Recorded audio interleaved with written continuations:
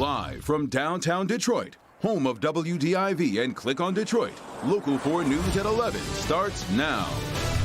A brawl breaks out inside a Detroit Family Dollar. The other girl was hitting me with a shovel in the back while I was fighting the other girl, and then when that guy was about to come in and jump me, he came in and saved me. Tonight we're hearing from two customers and what they say sparked this violence. How are you going to wail on somebody with a shovel like that? Yeah. It's finally going to feel like winter. The local forecasters are tracking snow to bring in the new year.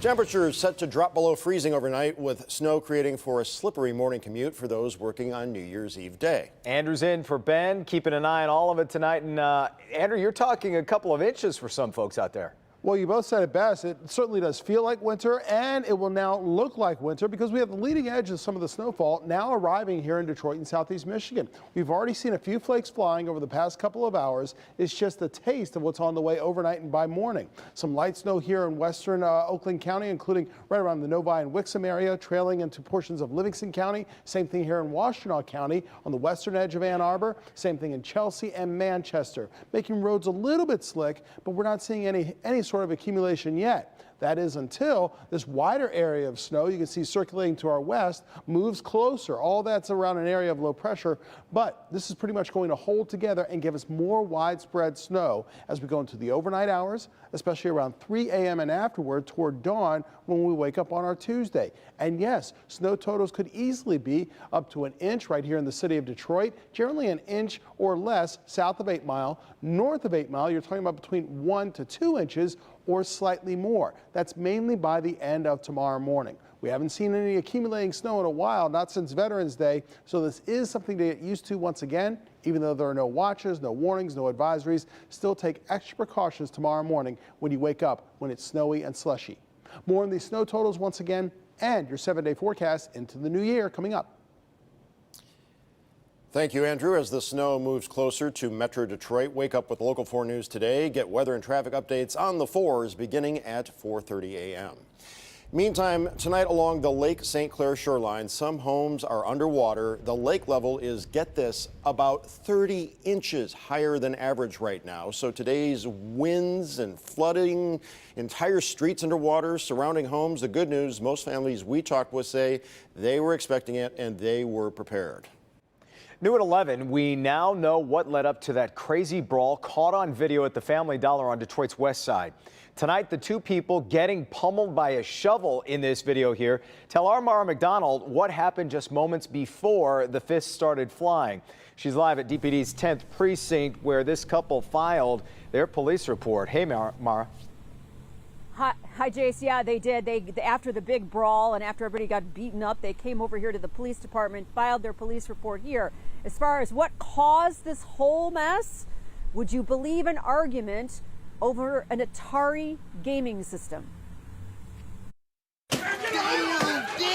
It was an all-out brawl inside this Family Dollar on Dexter and Davison. The woman getting hit by that shovel is Catrice Strong. Me and my man, we went into Family Dollar to go exchange the game. That's all we were trying to do. Catrice and her boyfriend Ernest Thomas had bought what they say turned out to be a non-functioning Atari game system at the store and were trying to return it when they got into it with store employees. And they kept getting loud and smart and just bad attitude, bad customer service. Frustration and anger were rising. When she pushed the box and she ripped it, I got angry and I threw it on the floor. I just didn't care because she disrespected me, and when I threw it on the floor, that's when they got loud with me, and she came from behind the counter and the fight started off. It was on. The thwacking sound you hear is Catrice being hit by a shovel by one of the store employees.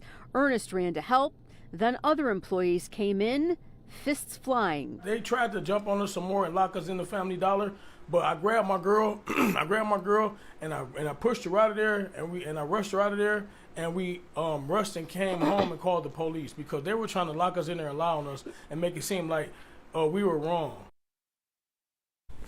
back here live. Ernest tells me he's already been in touch with an attorney, and Family Dollar is definitely going to be hearing from his attorney. Now, realize that that cell phone video does not show what preceded that fight, and it is unclear right now whether Family Dollar had its security cameras rolling inside to capture the whole thing from start to finish. We're live on Detroit's West Side tonight. I'm Mara McDonald. Jason, back to you. Yeah, and what it does show, though, Mara, is just the sound you hear of that shovel hitting them, and it's just incredible. Did they actually go to the hospital and get checked out at all? They did go to the hospital. They tell me no broken bones or anything, just some bruising and some soreness. They're, I think, more angry than anything else as far as a physical injury. Back to you. All right. Mara, thanks. Jace? Other news now on the J.C. Squared at 11 p.m. Changes coming to the Southfield Police Department, revamping its community policing. The changes come under the department's new chief, Alvin Barron, who, of course, spent years working for Detroit Police. As Coco McAvoy reports, the new plans include body cameras.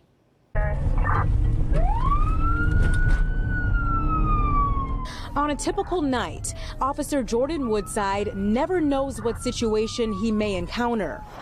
Hey, how are you? Whether it's an active scene, Okay, do you mind stepping out of the car? or a car crash, Are you okay? Officer Woodside respects the citizens. Everything that you're doing is, you're building a rapport with people. I'm happy to have an officer, that cares.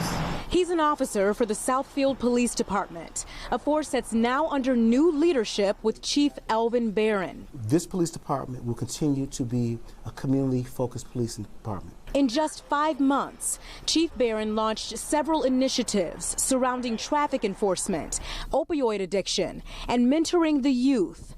This upcoming year, Having a mandatory training related to mental illness and mental awareness for our police officers. We're also adding diversity training for our officers. and perhaps one of the biggest changes, body cameras. When officers are called to traffic stops or emergency situations, the body cameras will really come into play.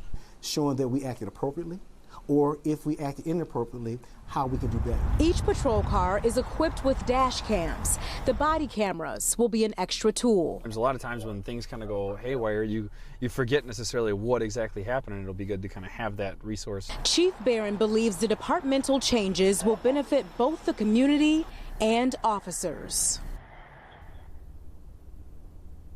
And as for the body cameras, the city has already budgeted for them, and the department has been testing them, and they will roll them out in the spring. Back to you, Jason and Jason. Coco, how many body cameras are we talking about the department buying? So every single officer will have a body camera, including the chief. All right to the point. Thank you, Coco McAvoy. Jason? Governor Gretchen Whitmer is now considering further legal action against the company believed to be responsible for the green ooze leaking onto I-696. The owner of the now shut down electroplating services was previously sentenced to federal prison for illegally storing chemicals there.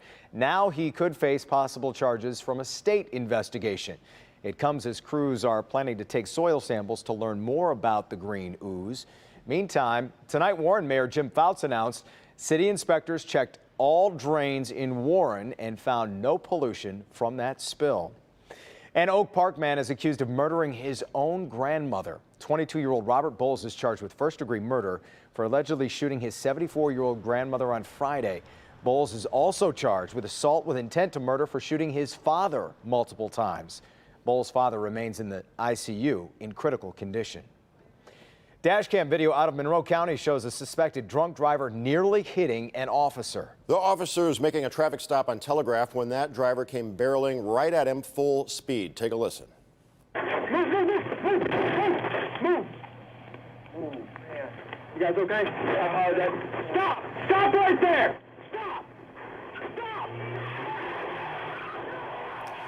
The officer pushed 2 people over the guardrail to keep them from being hit. The driver then put the car in reverse and, as you saw, left the scene as if nothing happened, leading officers on a brief chase. The driver was eventually caught a few miles away. Police say he has a prior conviction of operating a vehicle while intoxicated. Wild video there. For the second straight year, Beacon Park in downtown Detroit will be counting down to the new year, and you won't have to wait until midnight. The family-friendly event is set to take place from 1 to 6 tomorrow afternoon at the park located on Grand River near Cass.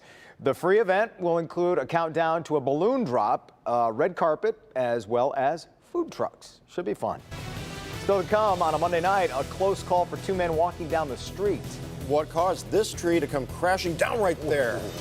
Woo. Also, a Michigan State student shot and killed during winter break. Who is facing charges for her death and why he says it was all an accident. Sandra. Shots fired in the middle of the night right into a family's home full of children. Yeah, it's like living in a nightmare. A 3-year-old boy asleep in his bed is hit. Just hard to believe that somebody would do that with that many kids in the house. The shooter is still on the run. Now this young boy's family wants answers. Can you help solve the mystery? Dashing through the snow in a one-horse open sleigh.